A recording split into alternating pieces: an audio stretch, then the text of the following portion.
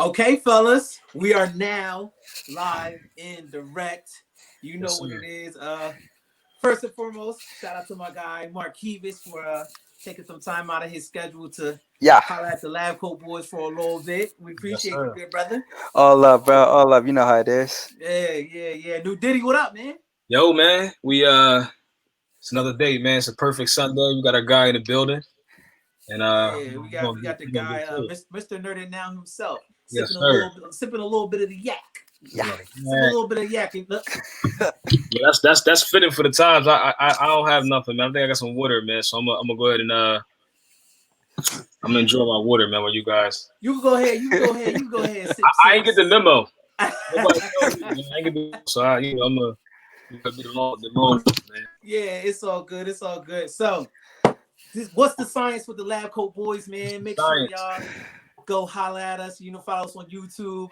We got Anchor now, and our Anchor is on Apple Podcasts. So make Yep. sure y'all go holler at us on Apple, or on Apple, Yep. Spotify, YouTube, everywhere. So make sure y'all go holler at us and subscribe. But yeah, we got our Yeah, good real guy quick, on. if y'all can hear us, man, let's get some likes. If you guys can hear, Yeah. Make sure y'all talk with us, man. Make sure y'all post your comment, ask questions, whatever, because we're gonna dig into it real quick. So today we got my guy Markevis Gideon, CEO and founder. Do I call you CEO and founder? What do I call you, Yeah. Markevis? I just like to go by like founder, owner, but at the end of the day, a man from the community giving back to the community that's giving so much to me. So whatever you want to call it, that's where we at, bro. See, this is why I fuck with Markevis, bro, because he's just a man of the people. This is why I fuck with him. So Markevis, man, NERDiT Now. How long you been doing NERDiT Now, bro? Oh man, it's been like 5 years as of September this year. From the two-bedroom apartment to the next little storefront to the bigger storefront, Shark Tank, all that good stuff. Like blessed, bro, blessed. Yo, and they don't even know that. Look, listen, we gonna let them know about the Shark Tank, but we're gonna start all the way from the beginning, man. Tell them where you from. Tell them how you got into what it is that you're doing, and we gonna go from there. Tell them the story, bro. Cool. So a lot of people look at me today and they see Shark Tank, Shark Tank, Shark Tank. But what they forget is about that kid that grew up in Wilmington, Mhm. Riverside, North Side, a little bit in West Side.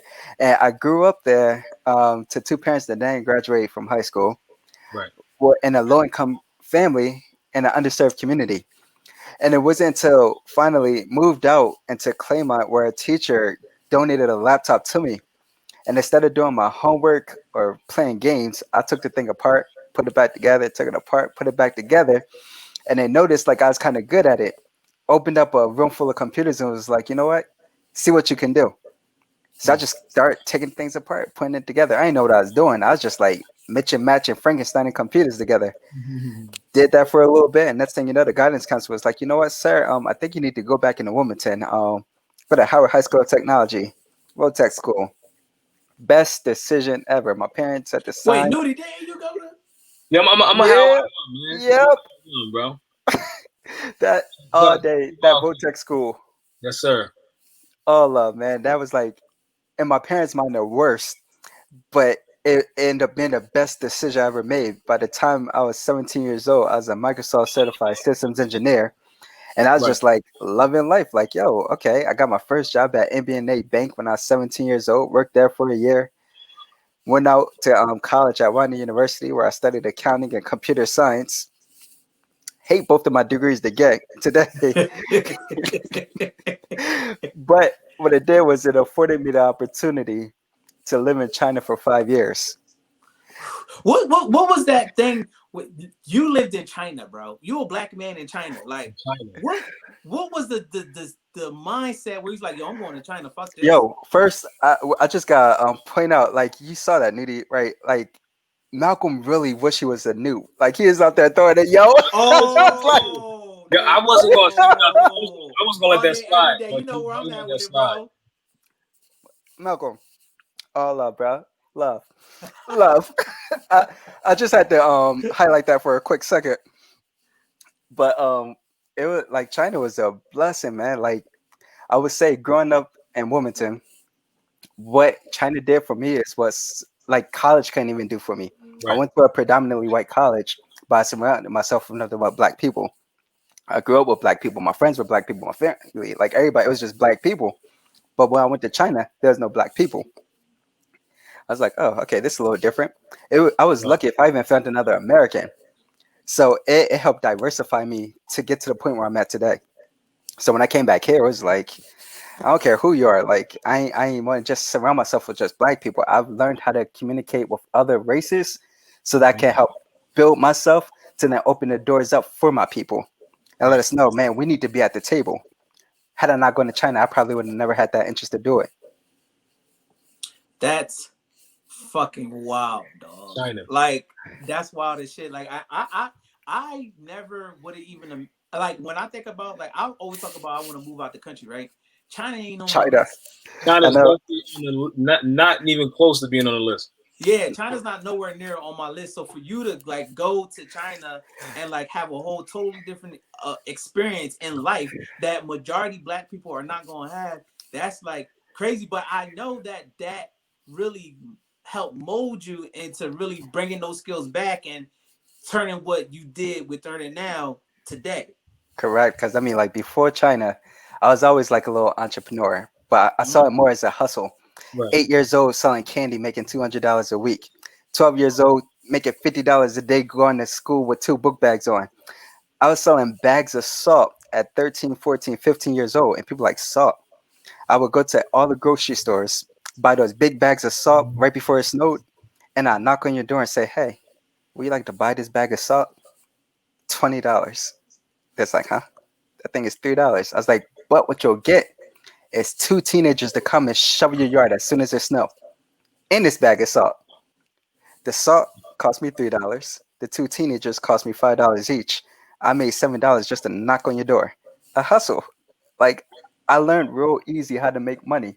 My sophomore year in college, I took $5,000, went over to the Goodwill on Lee Boulevard, and bought a Mercedes for like $3,000.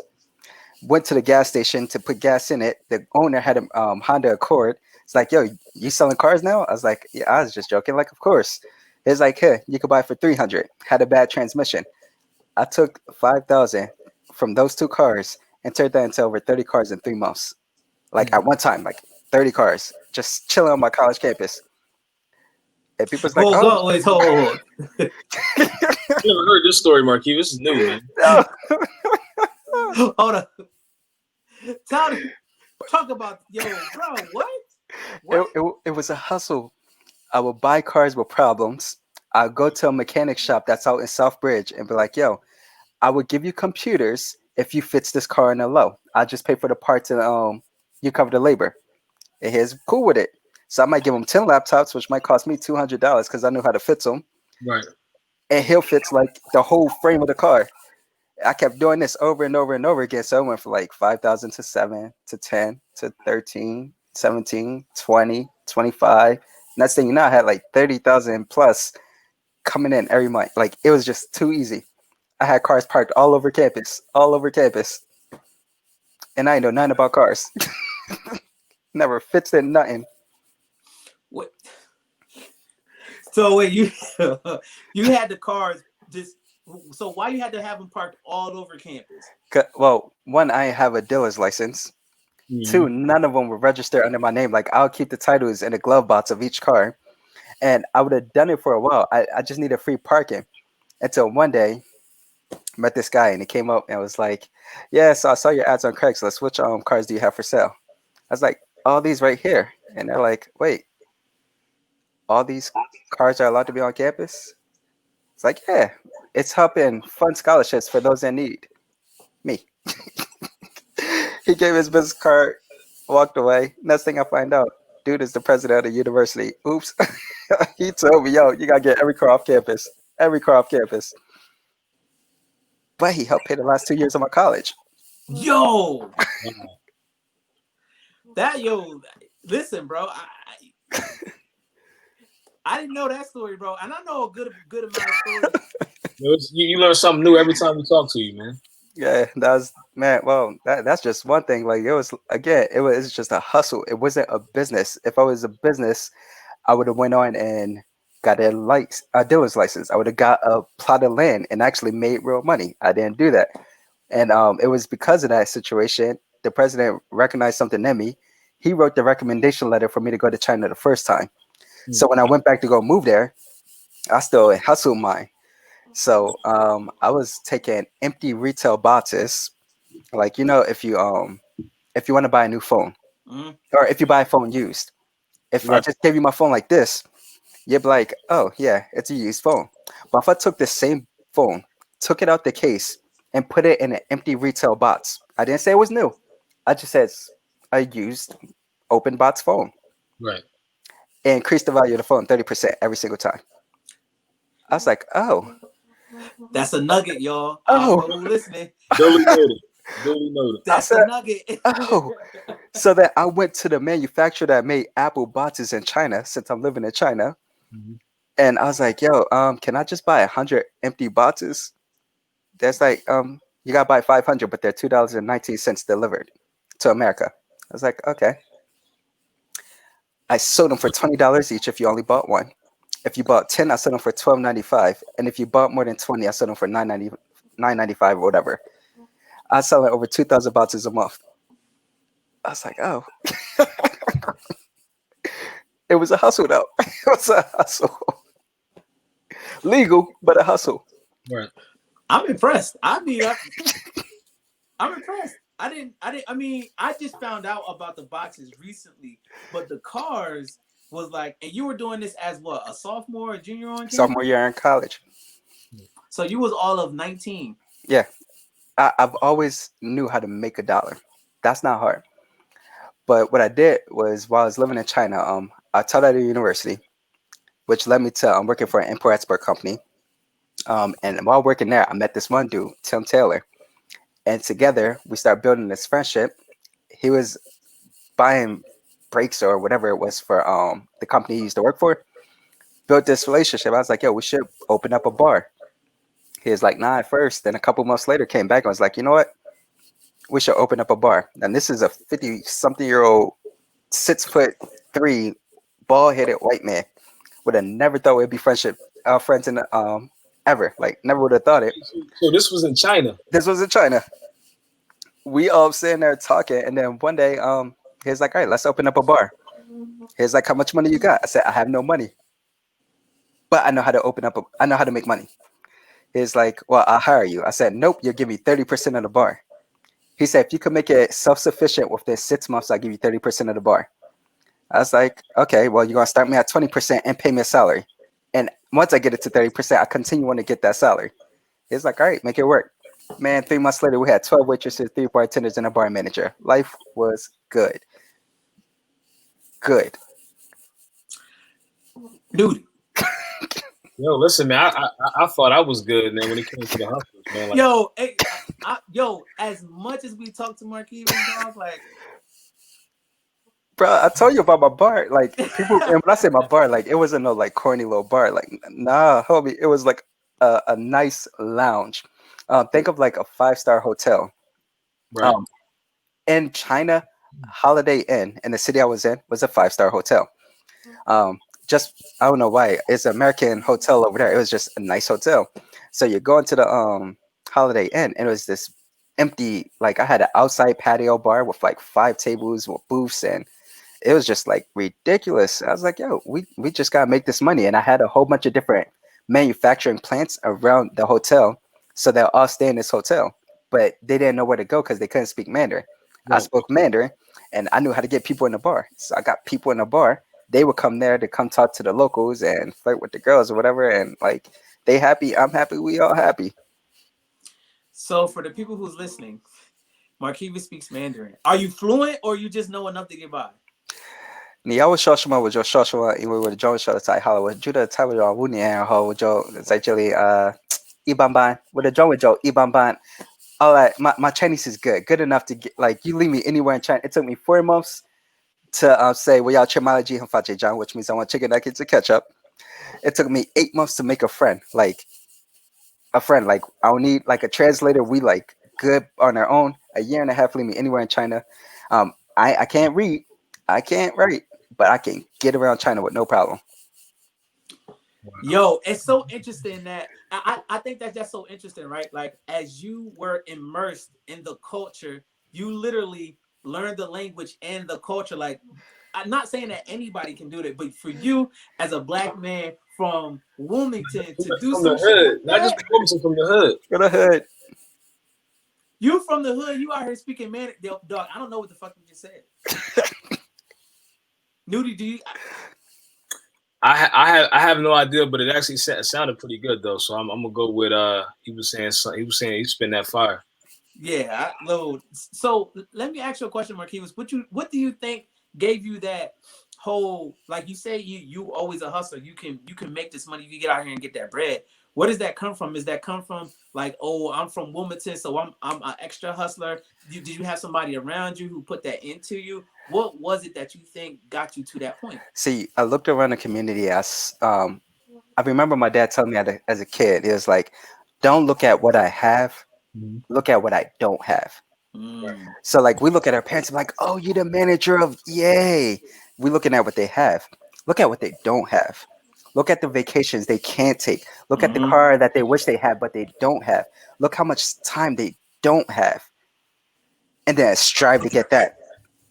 He told me you work 5 years like most men won't, you'll live 50 years like most men can't. And then something I learned at a younger age, I can't remember who taught me these two things, but it was one, don't let people impose their limitations onto you. Right. Oh, that's a nugget. Say it again, Markevis. Don't let people impose their limitations onto you. And it sometimes it comes out of love, sometimes out of hate. It be sounding like, you too dumb to go to college. Limitation. Or are you sure you want to go to college? Are you sure you want to move to China? Are you sure you want to do that? When they told me that I was never going to go to college because my parents didn't make it to college, I Mm-hmm. graduated with 2 degrees. When they told me that I was going to never leave the city of Wilmington, state of Delaware, whatever, because nobody really does that, I lived in China for 5 years. And then they said my business would never work because all businesses usually fail within 5 years. Man, Shark Tank, get out my face. And don't impose limitations on me. We Mm. move it, baby. We move it. I don't even want to go into to Shark Tank yet. I don't Yeah, No, want no, to. keep going, yet. keep going, keep Yeah, going, not keep yet. going. Now, yeah. So Markevis, when you have this hustler's ambition, you're doing, you learned how to fix phones, you open up a bar, you're doing all these glorious things. What made you, or what was that turning point where you said, I want to take this phone thing a little bit more seriously? Like, and how did that come about? So when uh, the bar helped me see it's more than just a hustle. You need to build a business. It needs to be sustainable without you being there. So Right, that was in my mind. And when I came back to America, it was like, yep, get a job. Dumbest thing ever. I don't know what was the matter with me. Like I wanted to get a job. I wanted to fit in with what everybody else was doing. right, I tried that for like a year. Like, well, when I say a year, my first like 4 to 6 months, I was doing stupid stuff. Like me and my then girlfriend, now wife, we be going to Canada for the weekend. We Poconos, this, that. We was just living life. And I needed, but during this time, I looked at my community and saw there's still this big digital divide. right, I was like, yo, this ain't right. Like that one computer changed my life so much so that I went to college, which led me to China, which led me to do some cool stuff. right, And I wasn't even 25 years yet, 25 years old yet. I'm like, all right, I need to pay it forward. So I wanted to give 100 computers back into underserved communities.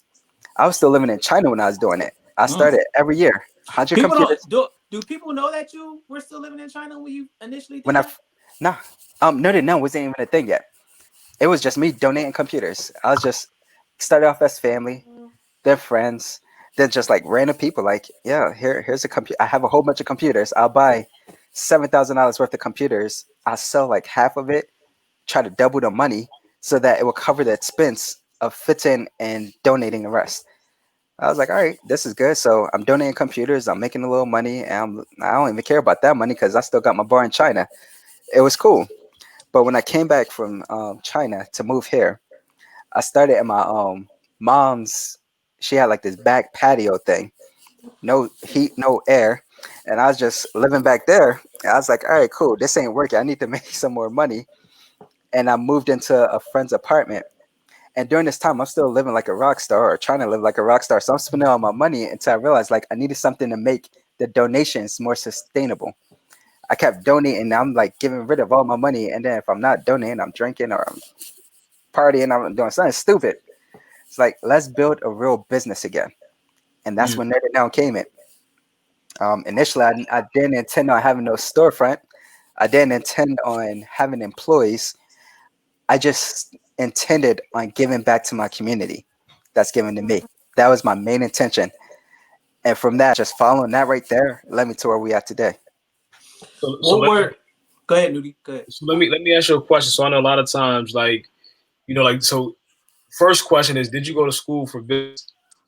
And second question, was it easier for you to build a plan while you were flying it, and you just wasn't like a lot of trial and error, or did you like have a blueprint? Are you seeing how it was done from someone else, or is it just pretty much just kind of moved and did it how you was however you started, you just kind of like just kept going and just learned from there? All right. So one thing I've recently heard was when it comes to building a business, there's no right way. Mm-hmm. Right. Period. There's no right way. But for me in particular, I was working at a financial institution. They were laying people off. I worked there for like 3 or 4 months. I decided to quit. I was like, you know what? This ain't for me. Like y'all playing with people's lives. I'm gonna do my own thing. So I Right. went home March 27th of 2015, and I don't know what prompted me on this one day, but I took a sheet of paper and I start writing my bills.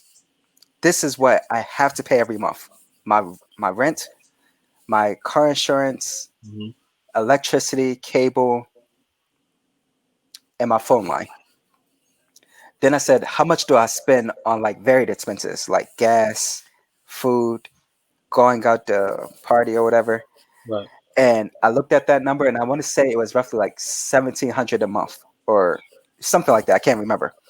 I was like, all right, cool, 1700 a month. And then I looked at it and said, well, I need to start saving money too.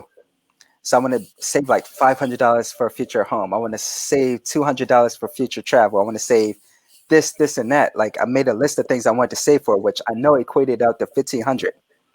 Then I said I need to take 10% of that and give it back to God. Mm. Boom. This is how much money I need to make every month. I want to say it was like 32, 3500 a month. Right. Then I said, all right, well, to get there, if I see this many people at $25 per month, the first 3 to 6 months I make 2000. 6 to 9, or I forget the breakdown, but I did it for 2 years. It went from 2000 a month to 5000 and 7500 to 10,000. And then I wrote down what I would do every day to get those customers. I'll make 10 phone calls to these businesses that offer them a website design every day. I'll Right. go to 2 different stores and try to sell my product or service every day. I'll post this many things on eBay or Craigslist every day. If I do this every day, these are my KPIs, key performance indicators, Right. to get to making this much money. And you can't be discouraged. Like for me, like I started to get discouraged because it took me almost the first year. I think the most I ever made in a month was like $800. I was like, lose it. Luckily, I had like unemployment for 6 months, so I'm like, all right, I'm struggling right now. And then I realized that I'm spending all this money on my first ambulance, and it wasn't working. Like the truck was older than me. It looked old. It kept breaking. So I said I had to pivot, and I pivoted from my 2 bedroom apartment into a storefront that had an apartment in the back. Right. And instead of you coming to my apartment thinking like, yo, he about to fix my stuff in the apartment, you ain't realize like I'm actually fixing your stuff in my home. Like I live here in the back, and people didn't know it. My revenue went from 800 to 24, 2500 immediately within 30 days. I Mm. was like, boom, okay, cool. By the end of that year, we was at $5,000 a month. By the end of 18 months, we were at $10,000 a month already. I want whoever is listening, and I want the people who are going to be listening later on, right, to take away a few of the things that you mentioned while getting to your goals, right? You wrote you if y'all see I got a whiteboard in the back. Yeah, you somewhere in the back. You wrote all of your goals down. I think what happens is that, and me and Newdy, we talk about this all the time. We always put notes in our phone, right? And Newdy's like, yo, we need to write it down. We need to write it down. I think what happens, a lot of entrepreneurs simply don't write things down. And when you can't see it, as opposed to seeing it, it changes the dynamic and the energy of you reaching those goals, right? Then not only that, you mentioned something else that we talk about all the time, KPIs, right? Mm-hmm. What are those indicators that are letting you know that you're not doing good or that you are doing good? I think entrepreneurs forget to put these type of parameters in place to help not just grow their business, but you can use this for your life as well. And clearly it worked for you because you was in your apartment, then you shifted over. And then another key thing, right? I don't want anybody that's listening, be humble, because this man literally just told y'all his storefront was where he lived. Like, I don't even really know what to say about that, because that's humility to the 10th power, right? Like, Oh man, and it's entrepreneurs that got too many egos out here, no bro. shame, bro, man. People be looking. Oh, NERDiT NOW, y'all killing it. I live with my in-laws. I am currently sitting on the floor because we don't have a sofa in front of the baby changing thing. I'm sitting on my wife's maternity pillow because it's just real comfortable right now, man. Yeah, live your life, man. Don't worry about what everybody else got to say about you. Like, keep focused. Keep focused. I promise you, all that will come to pass. And plus, her maternity pillow feels comfortable. Now, that's I think, so like, we definitely, like, our goal is when we bring people on these, these Sunday talks, is we really want people to understand that it doesn't matter where you start from, right? I think the biggest thing is that, people should take away from this as well is, once you stop, a lot of times, like, you have to be persistent. Like, I'm looking at all these roadblocks that you said that you had. You going from China, you open up your storefront, being in your apartment, and what happens is when people hit different roadblocks, they stop, right? But I always say, once you stop, you have to start all over, right? You don't start from where you stop from that point. You go back to the beginning. And I think we, as even now, a lot of people are switching from, working 9 to 5s to being entrepreneurs, because now we're forced to work for ourselves because of, what's going on due to COVID and a bunch of other different things that's going on throughout the world. But it's really important that for you guys to be persistent, to keep going. And no matter what, there's always going to be roadblocks and obstacles that, and even if you have to, like Michael said, as far as, being humble, like, you took a step back to make 5 steps forward, and it doesn't matter, like, where you're at. Like, you could probably go and do some other things if you really want it, but you have a goal in mind, and you know what you have to sacrifice to get there. So I think that's very important for all of you guys that are entrepreneurs or that want to be entrepreneurs. Like, please take heed, because like my boy Markevis is dropping jewel after jewel after jewel. And it's interesting. You brought up COVID, right? Markevis, a lot of black businesses went under because of COVID. Boy. But That's an understatement. That's an understatement, right? That's probably not even the right number. But us, along with yourself, we were able to stay afloat, and not just stay afloat, but we were able to elevate.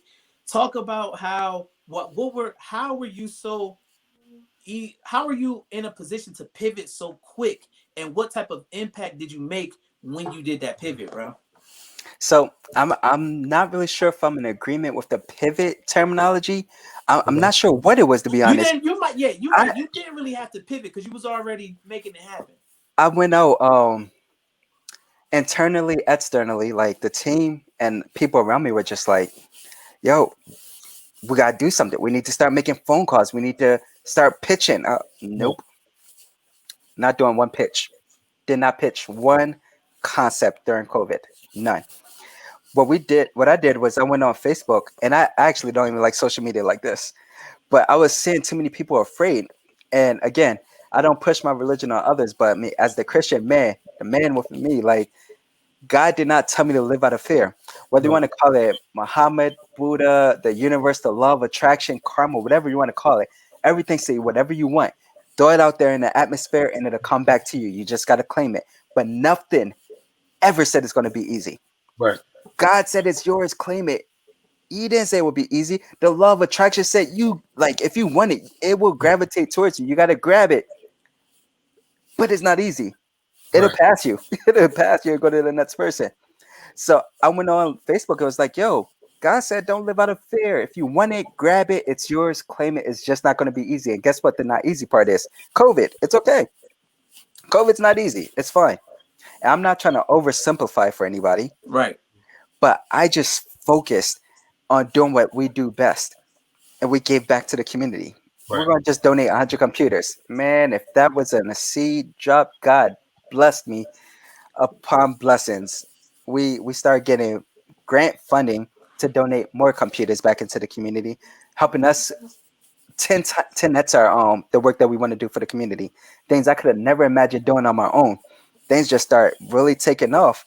And then from there, it was just like we start getting bigger contracts, like for the for profit. Like, hey, we want to buy 500 computers from you. I'm like, oh, Hmm. okay, sure, this will work. So though we haven't like made a lot of money because we're still donating back into the community, what we have done was been able to go back into our community and offer 7 new jobs for brown and black people. Right. When other people are trying to lay off, we're now employing and like trying to grow this business.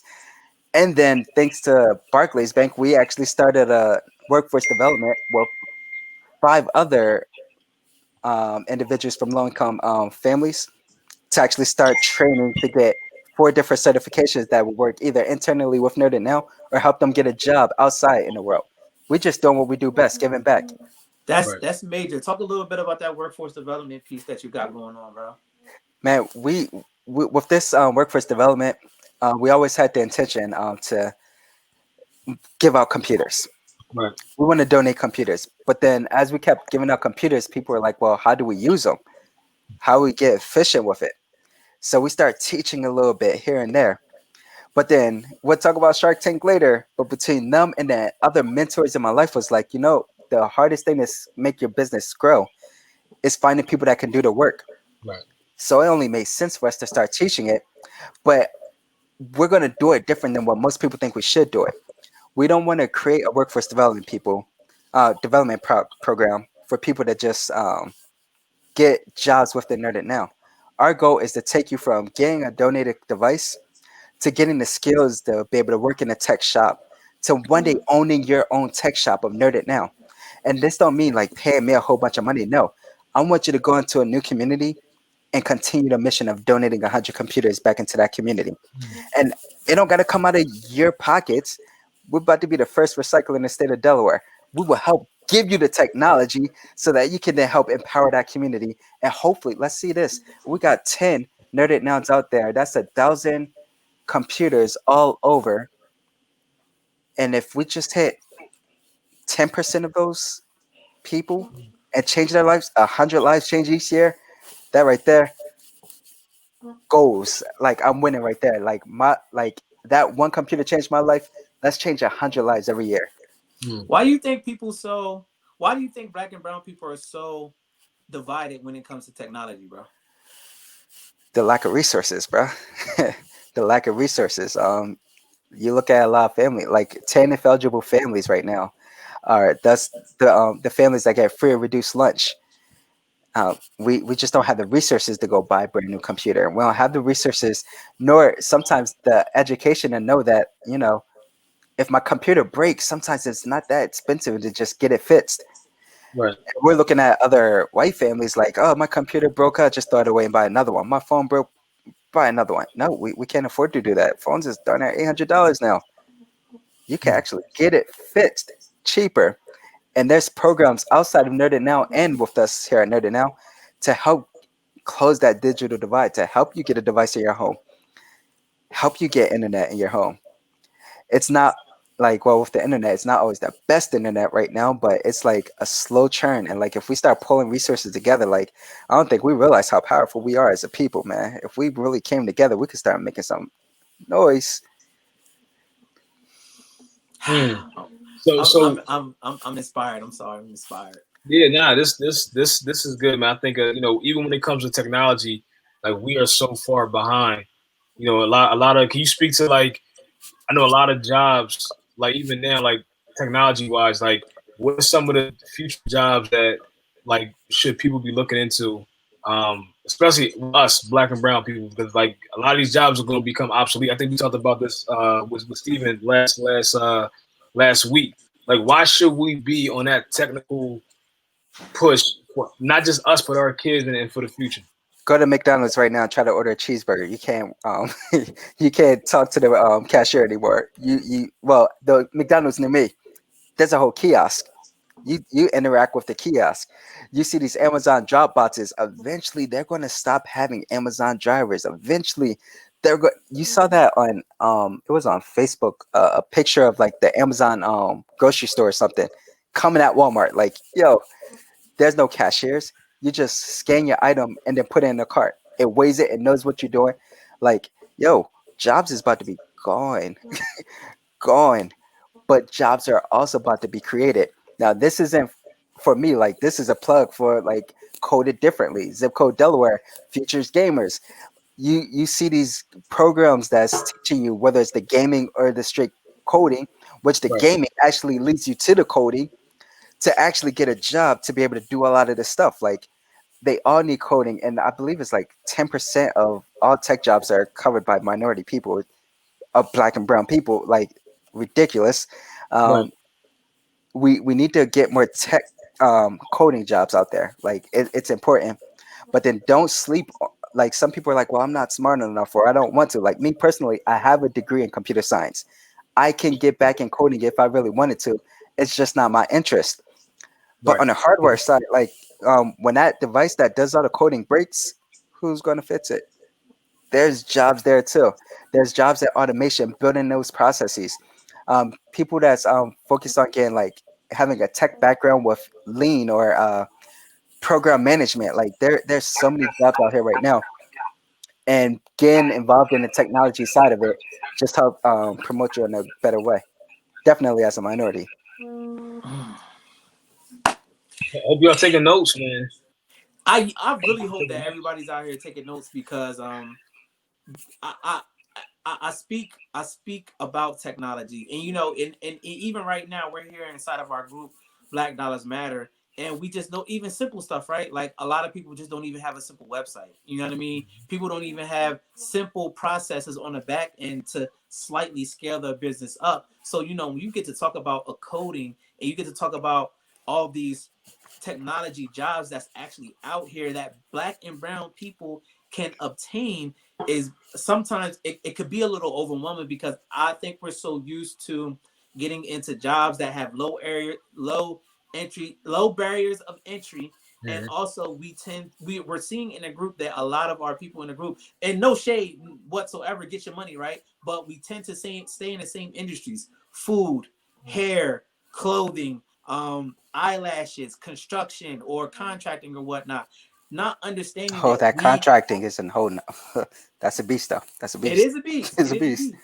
I'm just making a point, right? We tend to stay in these type of industries, not putting ourselves in other industries where we can thrive in, that is actually shaping the world right now. So I'm actually glad that you spoke in depth about that, because this is the information that people need to know. So if whoever's listening, I want you guys to really know that you can learn a skill through Markevis or through somebody like like a Code Differently or us, Futures First Gaming. You can really learn a true skill that can literally take you from here to here in a matter of 6 months, right? Going back, we keep mentioning Shark Tank, and it's about to be 7:40. I'm gonna try to get you out of here by 8:10ish, Eight, right? 10-ish. 8:10ish. So Shark Tank, bro. Let them know, as people who don't know, NERDiT Now, did they pitch on Shark Tank? So tell them the story, man. We know the story, but I want the people to know the story, bro. But it still like Yo, cracks me up. tell the host the funny, the good, the Tell bad. tell them, tell them, The They whole gotta hear. They gotta hear this one. Well, I'm gonna back up and say it's been like 5 days was the 1 year anniversary of us actually showing on Shark Tank. October 27th, Damn, it's been a 2019. year. We Wow. was on the show. But to rewind all the way back to like when I started the business, I remember watching Shark Tank in a home with my then girlfriend, fiance, wife, whatever she was back then. I was like, one day I'm gonna be on Shark Tank. Give me like 3 years. It took 4. And I think, I was just throwing it out there, but God said it's yours, claim it. And as it started getting close, One day I'm sitting on Facebook and it said pitch on Shark Tank. Shark Tank. I was like, okay, let's do an application. There's like no application. First, you gotta come and do a 60-second pitch first. I was like, okay, they about to go to New York. I looked at my team and everybody said, you're stupid. You don't even have an idea yet. I didn't. I have no idea what was gonna pitch whatsoever. Right. But my wife was like, Markevis, I'm like, you put your mind to it. It's yours. So just do it. I was like, I don't know. Talking to the team was like, you know what? We're going to, if we're asked to sponsor an event here in Delaware through Dana, Delaware Alliance of Nonprofit Advancement, Right. if they ask us to sponsor this event, we're not going to go to New York. And that was the last open call, casting call for the year. It's like, all right, cool. Went to this meeting with Dana. They said, we want you to sponsor it. I'm like, oh, God. You know what? God, it's just not my time yet. It's fine. It's cool. Went back home. It's like, all right, whatever. Went on Facebook. That's like, well, let me just see, like, when's the events or open calls for next year? And out of nowhere, one popped up in Kentucky. I was like, oh, okay, cool. When is it? 2 days from now. I was like, oh, snap. Now, mind you, my wife just had our first baby. I was like, oh, man, he only 4 months old. I looked at her, I said, wife, would you mind if I drive to Kentucky tomorrow? She was like, for what? I was like, Shark Tank? She looked at me with the crazy evil eyes. It was like, boy, if you don't get on Shark Tank, you leave me with this 4-month-old baby, I'm going to kill you. But you got my blessings. Man, I went on, picked up Jake, drove over to Kentucky. We went out there, sat inside of a bar for maybe 2 hours. And we said, okay, what we going to pitch? After about 30 minutes, came up with this kiosk idea. I was like, it was actually something referred to me by someone from my church. It was like, yo, what if y'all did something like this? Still just a vague thought. Right.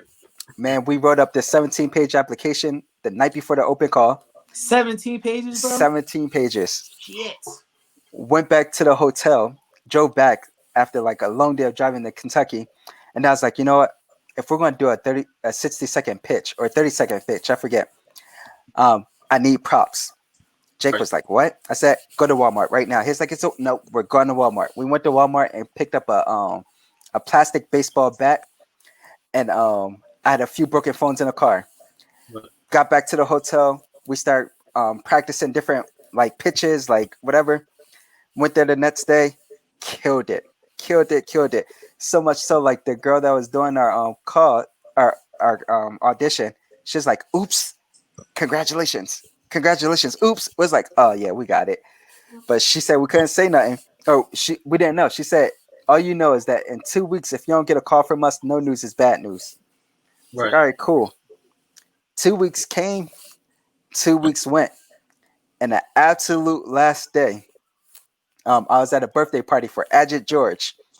Had no service, but I got a random voicemail, right, followed by an email saying, you made it to the next round. I was like, oh, snap. I'm around all these people say you can't say nothing. I can't really say too much more of what happened between here and there before we get into the show. But what I could say is that after about 2 weeks, it was like you could either come in July or you could come in September to do your pitch. I was like, all right, cool. We got time because I didn't have a kiosk. I didn't have nothing. Man, the week before we had to go, they said, we want you here in June. I was like, what? In 1 week, I didn't have a kiosk, or 2 weeks. 1 week or 2 weeks. I can't remember. But we ain't have the kiosk yet. Man, I got on the phone with my people in China, start reaching out to a whole bunch of different manufacturers, found one manufacturer who said they could ship something, but it's going to come from Russia. It's like, okay, whatever. A Chinese company in Russia shipped over a kiosk, got here in 48 hours, took it straight over to God Shade off of Route 40. The people that wrapped my truck said, wrap this up. They wrapped it up in 2 days, put it in the back of the ambulance. Me, Jonathan, Jake, man, we drove straight over to California in 36 hours. We was ready. Yo. Wait, so for those who don't know, they probably think of ambulance, like this truck, like talk about this truck real quick. So for those who don't know, The ambulance, we call it the motherboard. It's a mobile office where we go around, repair computer phones or tablets outside of your place of work, outside of different events, and we do a lot of donation events with our truck. So everything that we could fit out of our store, we could fit out of the truck or the ambulance, the motherboard. And it looks like an ambulance, but when you see it, you can tell. Like once you start reading it, you're like, oh, it's a tech spot. It's a tech spot. And it wasn't the most comfortable thing driving across the country with, but it was cool.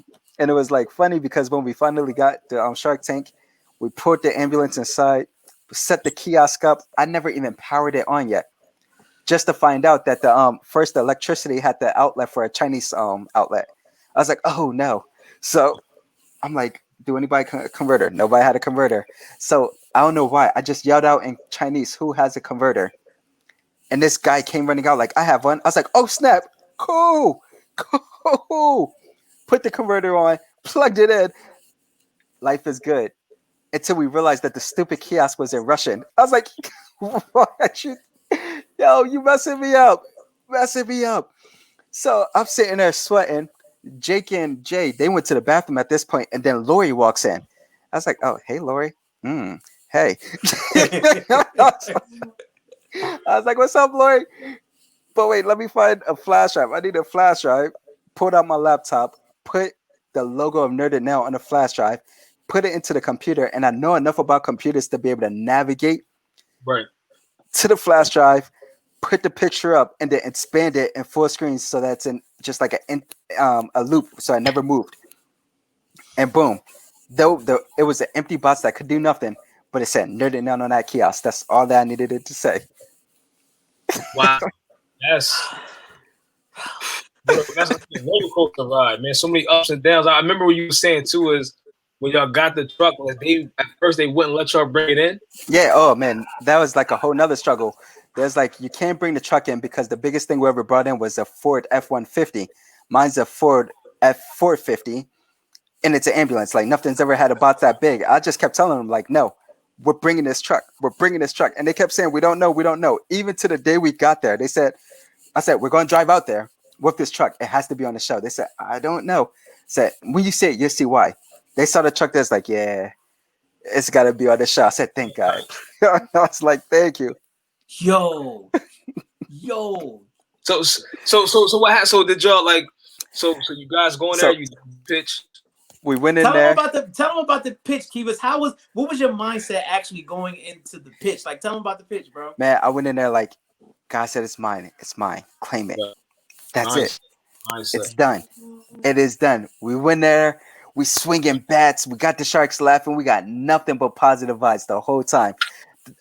Twitter was going crazy that night, bro. The website shut down 3 times. 3 times. I was like, yo, I beefed up the website and it's still shut down. And every time it's a new rerun, the website gets shut down again. I'm like, yo, they loving us out here. It's great. And with all that, like, we didn't get a deal, but we got a deal. Meaning, like, months after that, I was in Japan. Little lady comes up to me, was like, were you on Shark Tank? I was like, oh, they even see us out here. Like, it was nothing but positive vibes. The thing they said to us was, when you're you can do this on your own, but when you make a little more money, you grow a little bit more, come back to us. We'll see you again. I was like, okay, y'all will see us again. They could have destroyed our business. They made us look good on TV. They gave us good advice, and like it was just a blessed time. What was some of the advice that you took from which shark gave you some of the best advice that you took and you kept it going once you left the show? Mr. Wonderful and Matt Higgins both said it's not scalable because there's not enough people that can do this work. So we started a workforce development program to make it sustainable, scalable. When you need people that could do the work, you teach them how to do it and then give them ownership so they can do it for themselves. Boom. That was the best thing they could have ever told me to do. I had no intent before that to start a workforce development program. So I just went that. Year later, doing it. So where I thought I was helping my community before, I'm helping in a different, better way, because now not only am I giving technology, I'm creating opportunity. Blessed. Loving it right now. Fellas, Markevis Gideon, everybody. Markevis Gideon, everybody. No, man, but it's for me, it's kind of like it's surreal too, because when you look at stuff like that, like we from a small city, like you don't see uh big things come. Hold on, I think I went out. You hear me? Okay, you don't see Yeah, you're back. like what you are doing. It gives a lot of young people and entrepreneurs a lot of like where we're from, especially black people. Like you're in technology. This is the biggest industry, one of the biggest industries in the world, and you guys are leading that industry. Not only just in Delaware, but like you guys are doing some things that no one in the country is doing. And you guys are you are ahead of the curve, and you hit it like y'all hit it like right before things gotta kind of took off, man. I think that's a big deal, bro. That's big. That's huge. I Huge, appreciate it, huge, but like, trust me, huge when I deal. see what y'all doing, like y'all doing some things out there with the Future First Game is bringing some great things here in Delaware. And man, the Influencers Lab, man, y'all walking around with lab coats all the time, like showing our community like it's okay to be you. Like what I want the Black Dollars Matter group to know is like don't be like us, man. Be better than us, and then make sure you give it back to your community. Yeah. This is how we're going to thrive. Y'all want this Facebook group to thrive? Y'all want us as a whole, as a black people, to thrive? We got to help empower each other. And what y'all doing out there is doing like y'all creating opportunity, even giving me the chance to be able to speak to other people right now. It's just creating opportunity for me to share some knowledge on the other people. And from this, hopefully, I've gained a connection where someone could share some knowledge with me. Like we just got to continuously build on top of each other to make this better for everybody. No, I agree. Agreed. I agree. Agreed. So, Markevis, we got a couple of things that we're going to do for our housekeeping because we're new to this. You know what I mean? So we trying to get our feet wet and whatnot. So Newdy is going to have a segment where he's going to go through a book, his book pick, and I don't know what we're going to call it. We're going to call it Newdy. I don't know. We ask the people what they want to call them. We kind of this is something that we just thought about. Think that even when it comes to reading, like even within our community, it was always a saying that if you want to hide something from a black person, you put it in a book, right? And I feel like we have to get back to reading. Now like we've gotten lazy. Everyone with the internet, we just go Google something, right? But a lot of things the things that we really need to learn, the meat and potatoes, are in these books, and we have to get back to reading. I think it's fundamental, and not just reading anything, but you have to read like really good books and things that it make you think, and it kind of pushes you in a different direction, on the onward direction.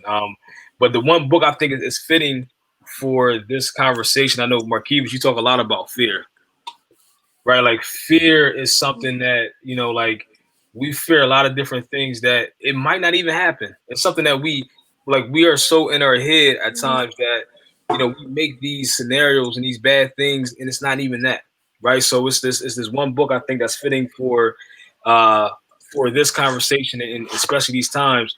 It's called The 50th Law of Power, right? So this is by 50 Cent and my guy Robert Greene, right? So he wrote 48 Laws of Power, which is another one of my favorite books, and The Art of Seduction, The Art of War. Like these are really psychological books, and it makes you think. But I think with fear, so I'm gonna read this excerpt in this book. It says, in the beginning, fear was a basic, simple emotion for the human animal. We confronted something overwhelmingly intimate threat of death in the forms of war, plagues, and natural disasters, and we felt fear. As for any animal, this emotion had protective function. So it allowed us to take notice of danger and retreat. So fear was never meant for us to take that and always be fearful. Like at that moment, we would fear something, and it will heighten our senses to help us, protect ourselves from whatever it is, and then it'll go away. But now with so many things going on, once we get this fear, it's in our DNA. We're always like, if you were little and you got in the pool, somebody pushed you in and you couldn't swim and you almost drowned, right? So now people are like, yo, I don't like water, right? So they don't go back in the water. And I think that we have to get over the fear, and a lot of stuff it's all about mindset, right? And we have to be able, even as entrepreneurs, we're talking about this now, is we fear criticism. We fear that if we start this business, either people are not going to like it, It's going to fail. We're not going to make money. We're going to lose money, and those things hold us back from our what we could potentially be. And I think that the more we kind of, get over that fear, just you just gotta like Marquise went to this. My man went to China. Markevis went to fucking China. Went to China like still knew no. All you knew was English. Like Oh, That was it. Newdy. He didn't just go to China. He opened a bar. he opened a bar and he went to he sold I don't know. boxes. Can we talk about that other? What else you was doing? The import export company. What teacher? What you selling bikinis? Oh yeah, I was selling bikinis. So yeah, I was making like $20,000 a month selling empty boxes and bikinis. Like who knew? Who knew? Like, but because you had no fear. Zero fear. Like these are the things that we have to instill in our kids, man. Like, don't be fearful. Like, yes, things are going to be hard. You might be a little nervous, but like as we do these things that we fear, we figure out like, yo, it's not actually as bad as we think. Or like you said, people put these things on you, like these things like, yo, you can't do it because maybe they couldn't do it. And now they put their fears on you. Now you have these fears that you never should have had in the first place. So another thing is, don't just listen to what people are saying. Sometimes you got to get out there and you got to do it for yourself, right? And I think this book, like I said, the 50th Law of Power, it speaks, it speaks a lot in fear. And even with 50 Cent, like this dude got shot 10 times, almost died, right? So one of the scariest things that you can do is face death. Like he said, after death, like nothing else can scare him. Like he's not afraid of anything. Like he's in these corporate, like, he's on Stars and he's dealing with these corporate execs. Like they can't scare him. It's nothing that they can say to him that's going to make him retreat or be like, nah, like these guys they're too big. Nah, like I escaped death. Like what's worse than escaping death? Like he fears nothing. So we have to take that same mindset, and it's really all about our mindset.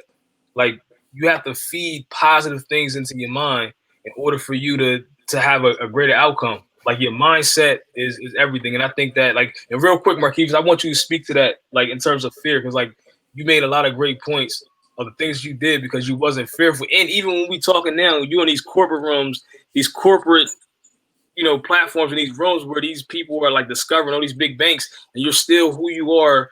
And I love that about you. Like you don't change. You're unapologetically black, and you're you. So like, can you speak to that a little bit for the people? I think you said it as well as I could possibly say it, but just to hit on it, like, don't live out of fear. Like God did not put us in this world to live out of fear. So when you say I'm unapologetically black, man, I go into corporate rooms right now with my hoodie on.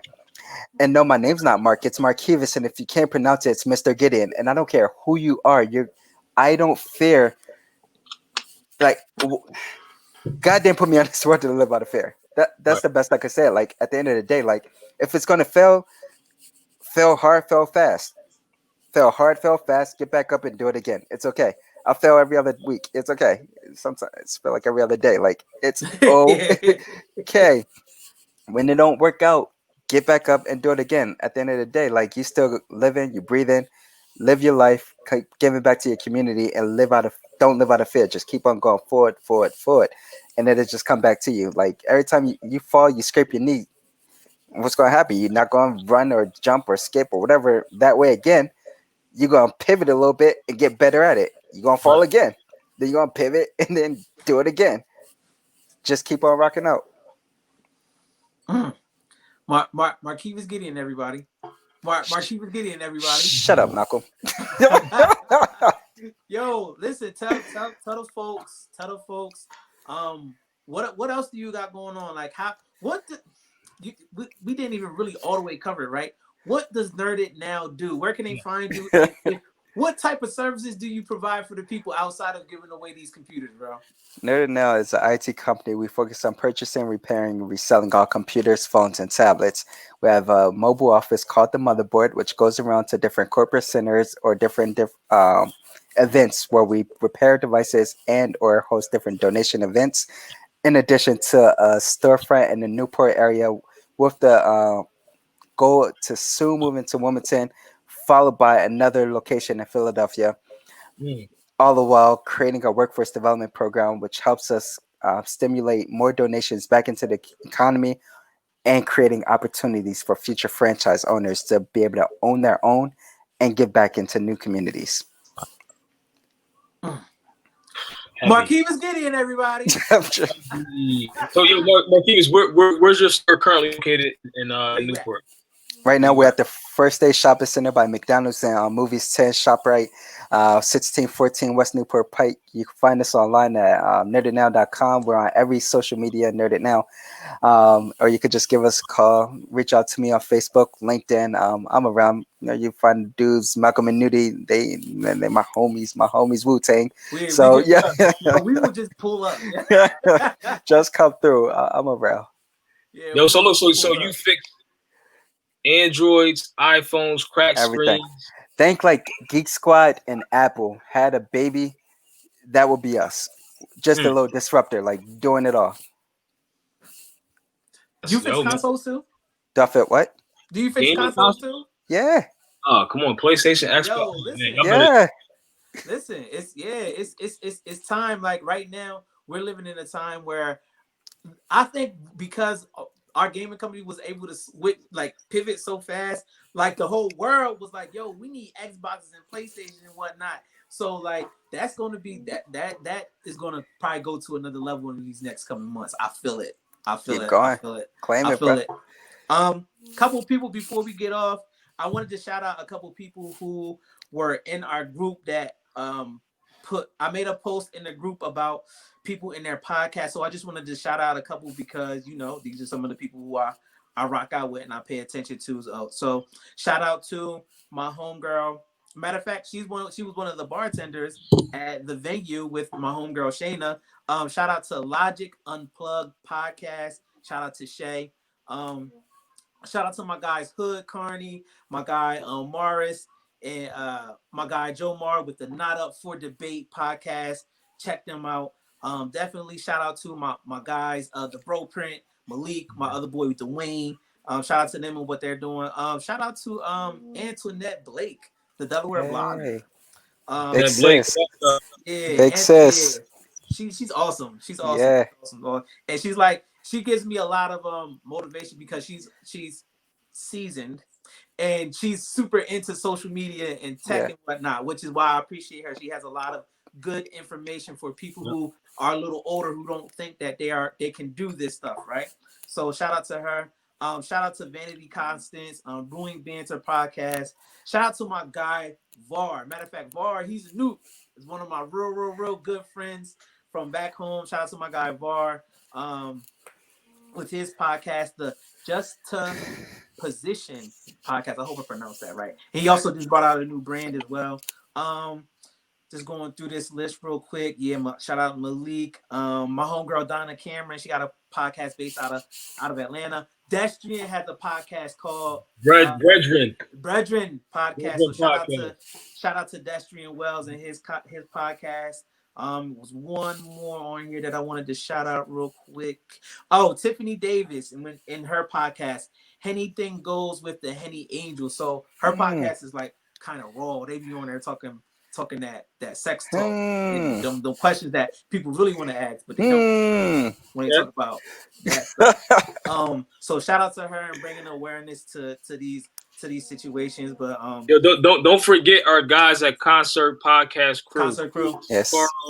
Like listen, like they have like I'm gonna be honest, they have one of the dopest podcasts out. Like period. I don't think they get enough recognition. I'm talking about on any level. Like they have a music, like they rate a lot of music. They have a lot of different musical artists, but they talk about everything from what's plaguing our community to trending topic. Like their podcast is amazing. Concert Podcast Crew. Like these guys are dope. But then like one of our favorite podcasts that we listen to is Earn Your Leisure. Shout out, they just got verified on Instagram, which is pretty dope too. Yeah, yep. So yeah, man, we want to make sure that we highlight, we use our platform to highlight, not just podcasts, but people will be doing that more often. Businesses as well. Like the whole goal for us is our group, Black Dollars Matter. The whole goal, we created it to circulate the Black dollar. There's a lot of Black and brown businesses that don't get a lot or enough recognition, and we feel like you know, in most cases, some of us are just starting these businesses, and we need a lot of, you know, TLC, right? We like if you patronize a black business, please be patient, right? A lot of us are just starting businesses, you know, just like when you go to these big chain businesses, like sometimes their customer service is bad, but you don't go and bash them or say, yo, I'm never going there or doing business with them again. Which with our black and brown businesses, we have to be patient, right? Like some of us are just starting businesses. We have really good ideas, and sometimes we have good products or services, but certain things that we a little rough on the edges. Like we have to, you know. And if you do have a black and brown business, one of the things that I encourage you to do is read, you know, do research, customer service, doing like. So I always say this: all things being equal, I would rather shop at a black and brown business, but you have to have the quality have to be right. The price you have to be able to compete, right? Your location is always, you know, it has to be. You need to, you know, when you're doing your research and you're getting these brick and mortars, think about location. Think about you have to have a website, e-commerce. Like where can people find you? Like even in terms of marketing, like you guys have good ideas, products, and services, but you don't do any marketing. Like learn about Facebook, Instagram, Twitter, and the biggest thing for me is get back into the streets, right? Get to touch the people. I tell you this: people do business with people that they know and like. Be a likable person, get to know a bunch of people. Don't say people don't support you. You have to go out and you have to do the work. And I always say that's very important. You have to go out, you have to do the work in the streets, get on social media, all that no new friend stuff. Like I know people say like I don't got a lot of friends. Make friends. You know, it's nothing wrong with meeting new people and making new friends because the people who you don't know are going to be the ones who support you more than the people that you do know. All right. So that's my tip. And Malcolm, I'll let you take it from there, bro. Go vote November the 3rd. Whoa. Go vote November the vote. 3rd. Oh. Go vote. Go vote. Vote for our guy, Alex Hackett. He's running for city councilman. I don't know. I know everybody that's probably watching ain't from Delaware, but if you are and if you share this, Alex Hackett, councilman, Wilmington, Delaware, 5th district. He is an independent candidate. People over politics all day, every day. People over politics. So please go vote, Alex Hackett. Do your research. Listen, do your research. Just on any candidate, I don't care if you're a Democrat, Republican, Independent. Don't let people tell you who to vote for unless they can say it, and then you go do your research. Make sure that the people are for you. You know, make sure that like know what you want in the candidate. Know what you want in, you know, like in terms of like, you know, if you got, I don't know, you might be, you know, for $1,000, you might be $100,000, maybe might be making $50,000. Sometimes you have to look at, you know, what is for you and what's best for you and your family and your community. A lot of times, like we just blindly go off of what people are saying. Like, just do your research, man. Like that's, you know, voting is about, you know, just being able to, you know, have you're the constituent, and they have to, you know, you're electing them, right? So you need to make sure that they're doing for you what you're doing for them, especially on the back end. It has to be reciprocal. So all I'm saying is, please do your research on these candidates. I don't care who it is, where you in New York, Philly, Jersey, Delaware. It doesn't matter. Just do your research on all these different candidates. And like we think it's important to talk about politics to a certain extent. We don't want to get deep into it, but it's just like we have to exercise our right to vote, and we have to vote as a collective. And we always say that we have to vote with an agenda. Put your money where your vote is, because the people that you vote for, they're gonna. The people who give them money, and this is just this how America works. They're gonna take care of them first. When they donate to their campaign and things like that, when you didn't donate but you voted, Markevis and Malcolm donated. Markevis call whoever, Malcolm call him. I call him. I didn't put up no money. Who called? They gonna answer first. Mine, because I'm the alpha. Markevis is the noob. Oh, come on, Markevis. Don't let him do you like that, bro. I just saw him do it. So I don't know. It's either one or two things. Either he want to be a noob, or he really like Trump, because you know Trump be doing all this nonsense still. So I don't know which one. Malcolm, you tell me. You tell me. You're Trumper, Malcolm. You're lucky Trumper, aren't you? Nah, I can't. I'm just saying. Just tell me. Just tell me. Just tell me. Oh man. I can't help you out, Mal. This one, guys. Nah, I'm definitely not. I'm not definitely not a Trumper. We gonna go. We gonna go ahead and go to the Biden side. That's cool. And I'll leave it at that. I'll leave it at that. I was gonna say because I ain't see a shimmy, so it must be a Trump type thing that you be following. But it's okay. Them monkey boys be doing that nonsense, but you know it's all love. It's all love. Alphas, man. Good old alphas, man. Come on, Mal. Black and listen, gold. I'm gonna go ahead and let Markevis be great. He got the stage right now, so he's gonna go ahead and be great. Newdy, tell him Oh, you said make America great again, bro. Yo, see? just as I said disrespectful. Markevis be great. See? You're trying to make it great again. Oh no, Malcolm, bro. Yo, next show is gonna be me, man. Me without Malcolm, man. Yeah, they're gonna come after me now, right? Yo, Newdy, tell them where to follow you at, cuz. Yo, so on Facebook, Newdy Felton.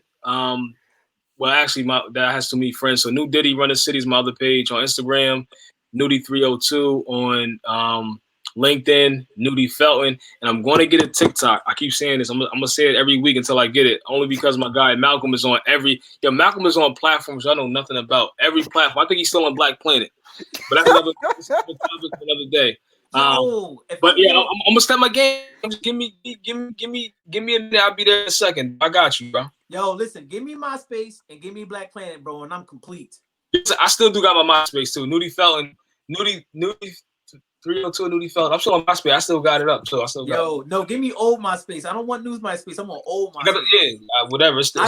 I need to have 24 top friends. That's the MySpace I need. I need that. But yeah, you know, Malcolm Locks everywhere. I'm on TikTok, Malcolm Locks, Instagram, Malcolm Locks, Facebook, Malcolm Locks. But I've shifted my business page over to a gaming platform. So I'm playing a game on my Facebook page now. Snapchat, Malcolm Locks, Pinterest, Malcolm Locks, everywhere, Malcolm Locks. Y'all swear y'all can follow me. That's where y'all can get in touch with me. So, Markevis, talk to us, man. Where you at? Where they can find you at?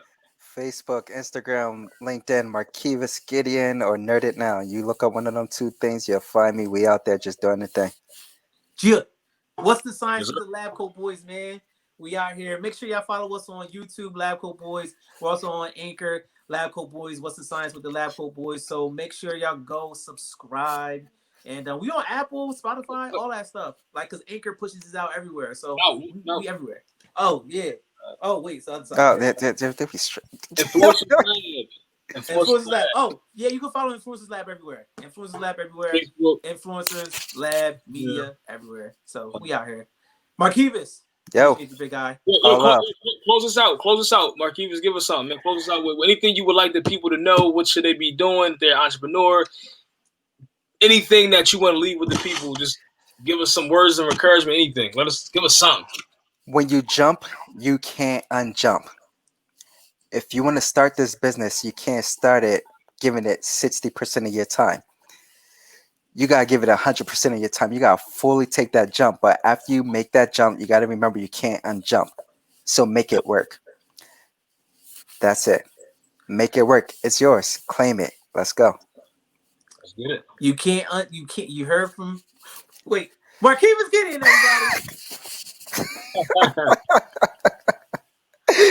Campus, home team, home team. Peace. Bro. All love.